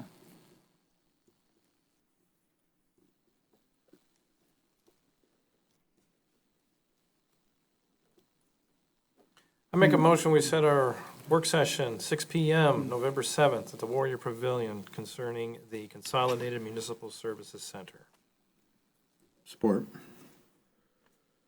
Motion by Mr. Weed, support by Mr. Palmer. Roll call? Mr. Palmer, Yes. Mr. Nordine, yes. Mr. Gieske, Yes. Ms. McGuire, Yes. Mr. Byer, Yes. Mr. Cummings, Yes. Mr. Weed. Yes, motion's passed. 2019 newsletter. So the only feedback I was provided on last Friday, I didn't get an updated version to provide, was in the bottom right corner to be able to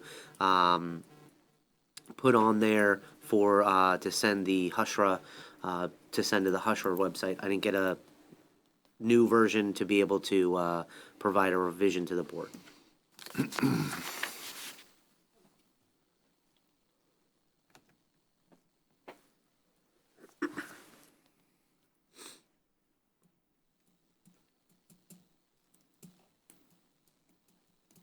Any other comments? Yeah, on the second page with the new police vehicle. I will avoid using my usual term for that. Do we have a spelling problem, or am I, the headline for that above, USDA grant funding? What am I missing? Yeah, that is spelled wrong. Funding. There's an extra "in" in there. Yeah. Can Funding. that be corrected without too much? Yes. Funding.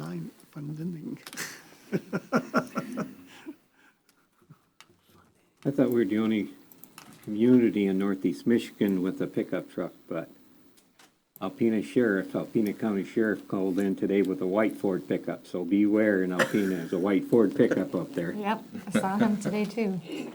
Everybody's going to them. Yeah, I was in my hometown of Sheboygan here some time ago, and several weeks ago, and they had a pickup truck, so.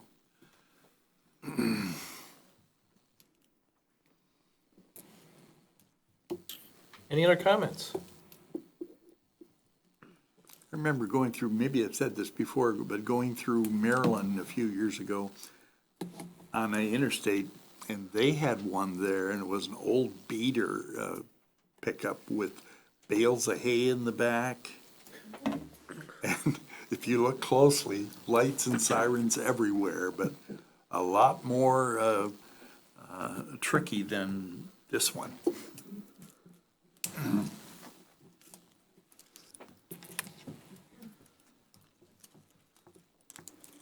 Any other comments about the newsletter?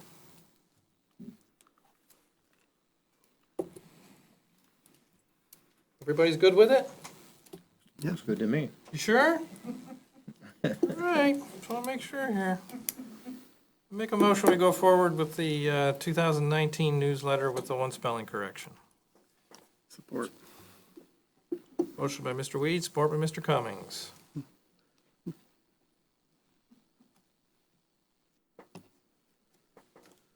Roll call? Mr. Cummings, Yes. Mr. Palmer, Yes.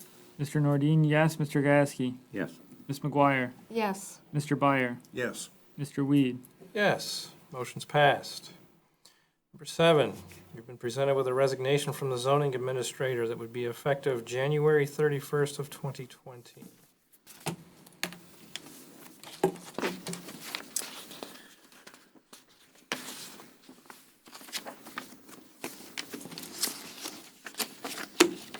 Are there any comments? Well, I would just like to say that I think she has done a fantastic job in the time she's been here.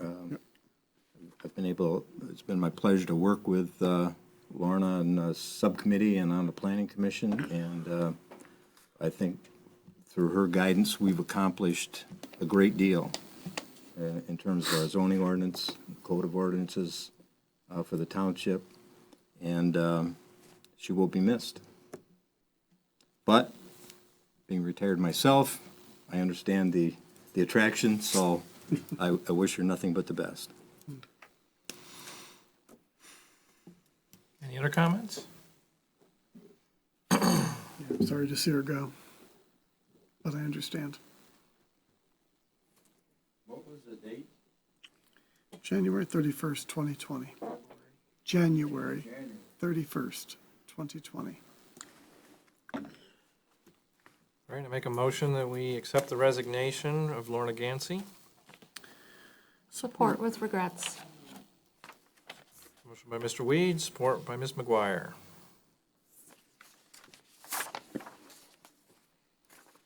Roll call? Mr. Byer, I think she's done a super job, but, yes. Mr. Cummings, Yes. Mr. Palmer, Yes. Mr. Nordine, yes. Mr. Gasky, Yes. Ms. McGuire, Yes. Mr. Weed. Yes, motion's passed. That is a very challenging job, and I commend her for having taken that challenge and having worked it for so many years and having made a lot of changes during her time that have been a positive improvement for planning and zoning. All right, we're now into our second public comment period. A card does not need to be filled out, but there is a 4-minute time limit. And please introduce yourself when you come up to the podium. Sorry, I got stuff. I just have a couple of questions. The November 7th meeting, I got the impression, now is that going to be towards where you're going to figure out where you want to do whatever you're doing with the township? I mean, what is that meeting actually going to be about, November 7th, at the Warriors Pavilion? We've not determined an agenda on that yet. We just have the title of it, which we mentioned just a little bit ago. Okay, so, and what was that again? I kind of got confused a little bit. This just deals with a consolidated municipal center. Okay, so is it going to have something to, it is going to have something to do with, at some point, moving or whatever? Whatever's gonna happen with that, we don't know. Yeah. Or has not made any determination. Okay. But this is your time to plead your case. I just wanted to find a, make sure that it's something that, it's going to be for the public also? They're all public meetings. Okay, all right, so anybody can come to that and still give whatever feelings they have and stuff like that then? Okay, is that what it is? Okay. It's very And well then, just like this. pardon? Fun just like this, public comment. Okay, and my other question is I think I was a little confused, and I just wanted to know, you had mentioned, Mr. Cummings, about the extra $24,000 that it's going to cost for the telephone thing and all that, that will be lost when you do whatever you're going to do if you move from there. And I just wanted to make a comment about that, and I feel that I think it's something that should probably wait until you find out whatever you're going to do before another $24,000 is lost. You know. Well, if I can jump in, please. We've already had too much Okay. conversation. Can we do it at the public board comment? Sorry. Sorry about that. Okay. I'm just saying my piece, what I wanted to say. So thank you very much. I even gave you an extra time. All right, anybody else? Yes. I'll try to keep this shorter. I just wanted to point out that the last ticket that Mr. Aldrich received was a year ago. Since then, he has not complied with anything with Lakewood Shores. He has done illegal things such as blocking the road. I was told by Mr. Schaefer that I was trespassing in the area where I took those photos. I'd like to point out I was not trespassing. There's no signs that say so. I don't know why I was accused of that. There's some kids that were playing King of the Hill off in that area too, ended up falling, scraping his knee. Another thing, but all I want to do is to get my neighborhood fixed. Nobody wants this in their backyard. And it got put there by Lakewood. I feel Lakewood should pay the bill, whether it's them directly or if the board has to send township officials to do it and send him the bill. But, I mean, I don't think I'm in the wrong here with this. I just want the problem fixed. If that means putting a lien on his property, if that means charging him for the multiple lots that he's got multiple lots with multiple stuff stacked on it. And I'm seeing since he last got his ticket, it still has never been cleaned, and nothing's been done about it. It just kind of stopped, and I'm not understanding that. I did get the idea from somebody, I don't know who, that it's been grandfathered in. Like it's been there for such a period of time that now it can't be fixed, or they're not gonna fix it. That's the impressions I've gotten when I've talked to Mr. Brightson, Mr. Schaefer, and Mr. David. So with that being said, hopefully I would like to talk to the clerk maybe separately and figure out how we can take care of this problem. If not, if I could speak to somebody else on the board here, just to try to get this taken care of. I mean, nobody wants it in their yard, so I just want it taken care of, and I don't think I'm asking too much when you, like I said, when you see the picture here, and you've seen all the other ones too, that's just ridiculous. To say that it's taken care of, that's all I have to say. Mr. Supervisor, can I ask him a couple questions now, or should I wait till the meeting's over? I can talk to him then. But then I would We can not. talk afterwards, because I think that if anybody wants to delve into this, they also need to talk to the police chief in addition to that. So I think it requires more than just a discussion here at this meeting. Okay.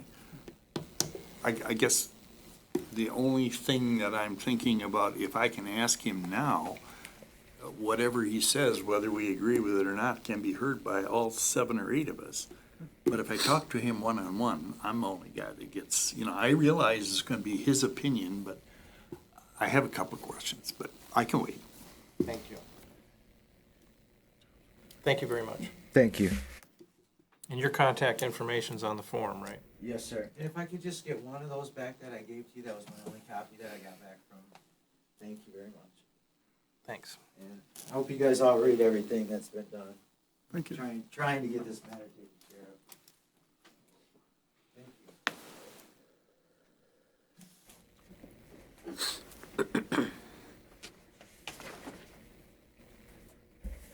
Thank you. Okay, name's Bernie Shank of the Villages of Oscoda. In regards to the fire hydrant contracts, you might want to contact the Villages of Oscoda. They have a number of vacant roads through there, and I bet you there's at least a dozen, if not more than a dozen fire hydrants on those roads. Why can't we recycle them? Pop them off, reuse them. So you might want to look into that. Check out what the villages of Oscoda, they might want to get rid of them instead of having to go around and paint them. Because anyways, right now they're, they're just out there for the dogs of the neighborhood. I guess that's about it. Oh, one other thing. The old Orchard electrical upgrades, as some of that, they're going to have to do the recabling, underground recabling for that 50 amp service? Yeah, it's not above ground. Okay. Pardon? It's not above ground. Yeah. The electrical's Right, underground. it's going to be below ground. And you're saying that it has to be completed by January the 31st of next year, and we haven't even got the bids out yet. Do you realize about the weather and digging and burying all those cables and doing mounting the stands and all the outdoor work that has to be done?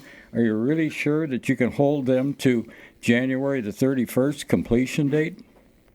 That's what they're bidding on, Bernie. I don't know. You may want to extend that, into early spring. That's my thoughts.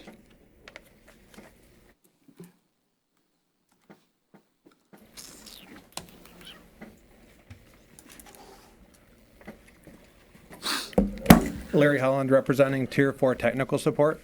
Last Thursday, I posted online, several people in the community saw where I had advised that there were people jumping in and out of the manhole covers and nice fluorescent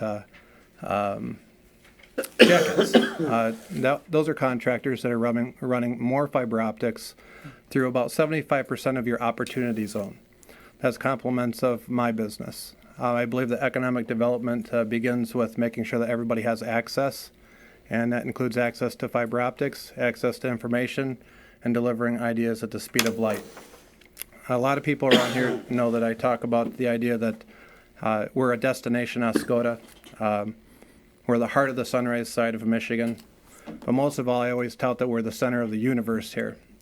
And if the idea of a spaceport coming here doesn't emphasize that we're the center of the universe, I don't know what else does. And I want to make sure that the conversation keeps up, that every board meeting, somebody's thinking about spaceport activity, the center of the universe, fiber optics, and condensing all of our ideas across single spectrums of light.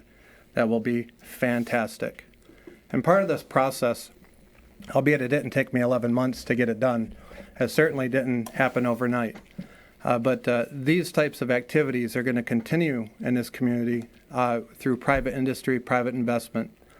I believe, again, that economic development begins with people having access. And part of our project that we're going to begin announcing specific nodes of access inside we'll just call it the Opportunity Zone, where you'll be able to get free internet access wirelessly. Some of that's in cooperation with other private businesses. Some of that's just by nature of the way that wireless can travel through our wonderful airwaves. We believe in a brighter future, and our future is so bright with laser light, you're going to have to wear shades. Where have I heard that before? Anybody else? All right, then board comments. Anybody have anything? Yeah, thank you. All right, so what was my question? So that it was, I wanted to just clarify your, the way you understood what I said earlier. It's not an extra $24,000.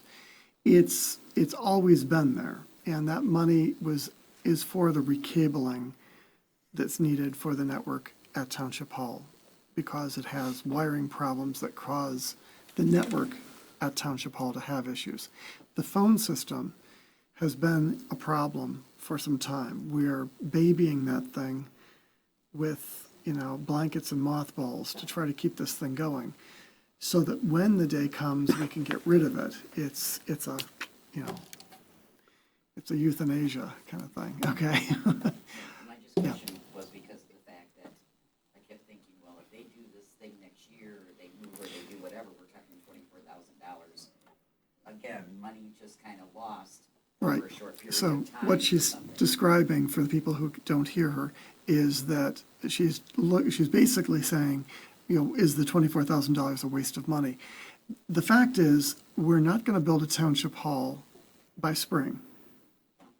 And so we don't have it really a choice. It's kind of like, if you want to keep the operations going, we have to invest some money there. And so, the good news is the equipment itself is not, is not stuck there. So yeah. And I imagine, it adds to the value of the building as well. So there you were, sure. Anybody else have anything? Yeah. Catherine, you had a very vigorous no head shake to Bernie's idea of using older hydrants. You're gonna need to stand up there for that one. All those hydrants that you were talking about are of the same generation as the ones at the airport authority. And so that they are all circa 1940s, and we can't get repair parts for them. If we could cannibalize them somehow and to utilize them, but the problem is with those type of equipment is it's the same parts that always fail in all of them. There's the barrel of the hydrant may be okay, but the moving parts, the operation inside is what fails. And so those older ones are going to have those same parts in them that the ones that failed, and trying to reutilize them is not really practicable. And the amount of labor that would take to try to take them apart, see if it would work, put them in a different hydrant, try to operate them, and then find out that it doesn't seat, and then not having the repair parts for it anyway. We've talked to the township, and I know that Dave and I have talked about this before. Is that even though that you think you're only utilizing them for the dogs in that area, fire hydrants serve two purposes. The first purpose, of course, being for fire protection, so that if some is a structure fire or a grass fire or whatever have you, that the water is available for people to put the fire out, the fire department. The other reason that the fire hydrants are spaced the way they are is to allow for flushing of the water mains. That's our only access point to actually take any kind of stagnant water and flush it out of the mains, or any kind of sedimentation that accumulates. Even though we have a treated water source, there's still always particulates that a lot of times come from the pipe themselves that settle out in that main, and that we have those hydrants there so that we can operate them and flush that water out. And having that area not have any hydrants would mean that there would be blocks and blocks of stagnant water that we would have no way of flushing out of those mains. So we will be working with the township as time goes on, and as that area maybe gets redeveloped, to look at different options for replacing those hydrants or changing the spacing of them so that they're more efficient. Does that answer your question? Anybody else? Yeah, I would hate to pull a 1940s fire hydrant, put in another location, have it fail 1 year after that. Exactly, and like I said, the repair parts just really don't exist, but. Can I make a comment to that? At the This podium, scares me at in the a way. podium, at the podium, Bernie. No, I think that, I think we're good right now. There's proper way to manage our infrastructure, and that is being done. There's nobody that I know who does it better than she does. She is an expert on all of this. Yeah. Any other board comments? I do. Yes. I just wanted to apologize for not being here at the last board meeting to give my input. I had attended the pre-board meeting the Friday before with my concerns about paying a bill for one of the conferences that were left out. What the public doesn't know is that we have a finance committee that there's 3 of us on, and that includes my clerk, the superintendent, and myself, and we review the bills first. It's our responsibility to review the bills and have questions, hold the bills out until we get an answer, and then have it addressed and approved by the board. Then the board approves that list that's in the consent agenda, and we go from there. It seems, I watched the board meeting, and there was a lot of confusion. Tim was having a very difficult time trying to put together a motion to be able to have that taken care of. So I just wanted to point out a few facts about that, because it seems like it all kind of got lost. But the training, the conference training itself was invoiced by MAPS to us individually. I did not receive those until after the people had left for the conference, and so they came across my desk at that point. The conference or the hotel rooms were prearranged with John, and you alluded to the fact that there was a problem with John's credit card. But what you didn't explain is that when there was a problem with the credit cards, I took my credit card and paid for the rest of the hotel rooms, so that there was not a problem with the people having a place to stay. And that I didn't know. Okay, and so the mileage and the meals, that is, the only person that's turned that in actually is Mimi, and she's been reimbursed for that. Have not received anybody else's to this date. So I just wanted to let everybody know that. I take a little bit of offense, Tim, to the comments about the pettiness, and I'm quoting you, pettiness and, let's Personal see, vendetta was the personal exact. squabble. Personal Pardon? vendetta was exactly the quote I used. Actually, there's, no, it was pettiness and personal squabble, as a matter of fact. So, my job, like I said, is to pull the bills out. We've pulled Spicer bills out and not paid them. We've pulled MacArthur's bills out and not paid them until we get an answer. I asked the department head when I got the bill, and I did not get a response. She had coded it for payment and initialed it, and I got a defensive answer instead of an answer. My question directly to her was, I asked her to please explain to me the benefit of this person attending the conference, and that's all I wanted, was an explanation. I did not get that. I texted Aaron and asked for the same thing, and I did not get that. And so then I spoke with Aaron and Dave, and then we did not get any information until Aaron provided it in the board packet, which was fine. I still have my opinion, and that's fine. The board authorized the payment. We paid it the very next day. Actually, I had texted Jane that night and said, make sure you pay this bill tomorrow. But just for my information, my point, I think the training, again, is wonderful. I expressed that to those guys last Friday. I expressed it to Dave. I do totally believe in the training. I think it's beneficial for a lot. But I do think that it's pertinent, and I think it's relevant for the board that you're on. And I think there's ways that you can save taxpayers money by going to different training or webinars or podcasts or things like that that would be a little bit less expensive. And that's really all my point was that I was trying to make. So I just wanted to let everybody know that. Well, since you went down that road, let's go a little further down it. Okay. I was Okay. provided a list of people who wanted to attend that training, and I authorized that training to those people as per my statutory authority as the elected supervisor of the township. And as such, I felt that training was pertinent to all boards, because every board has to deal something with planning and zoning. Plus, there were additional classes in that pertain to every single board of this township, including airport authority boards too. I know, I heard you When last you week. had asked me about it through a text message, you made it very clear that it was a misappropriation of funds, you didn't think anything pertained to it, and therefore you weren't going to pay it. I was not going to have that argument with you over a text message. You didn't have any discussion with me, period, till Dave came to get you. Then when you came to, or when Dave came to get me to talk to you about it, because you just happened to be in there talking to him about it at the time, I was going to explain it to you.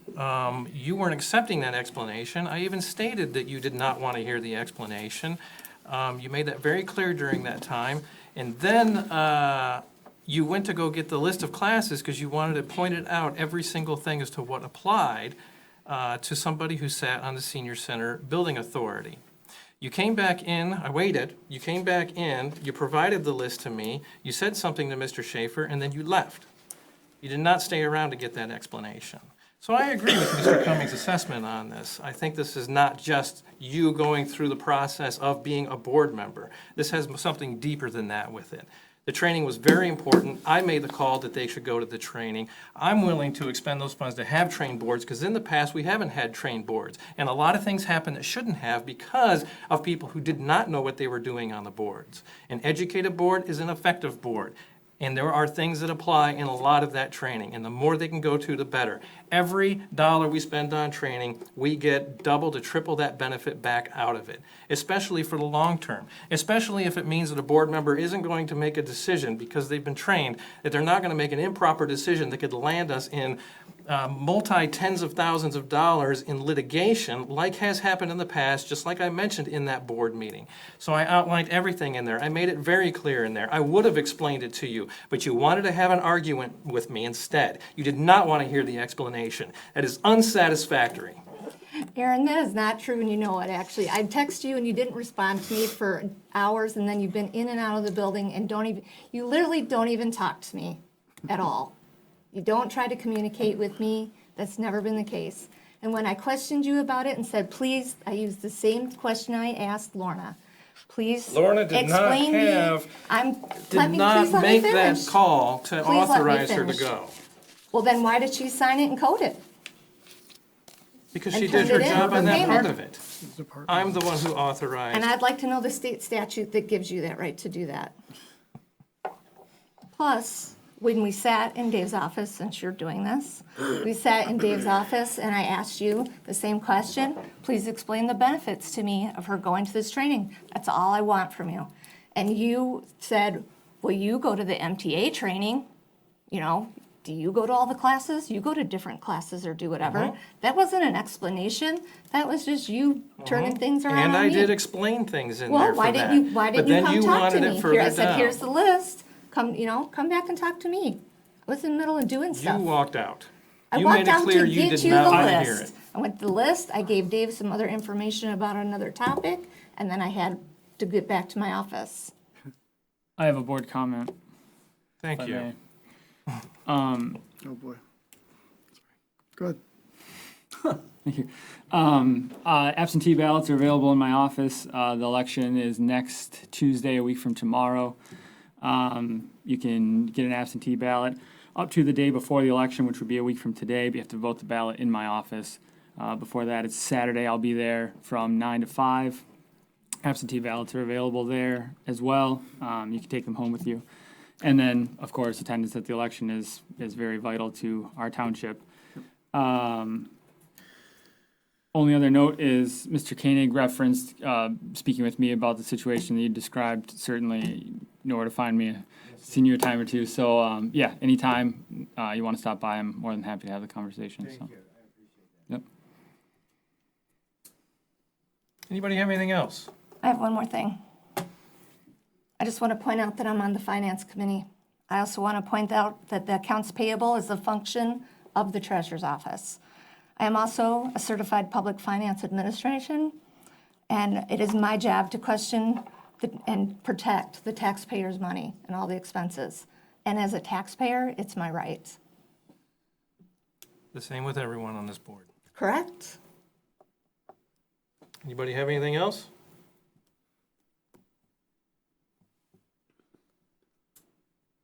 Then I need a motion to adjourn. So moved. We are adjourned.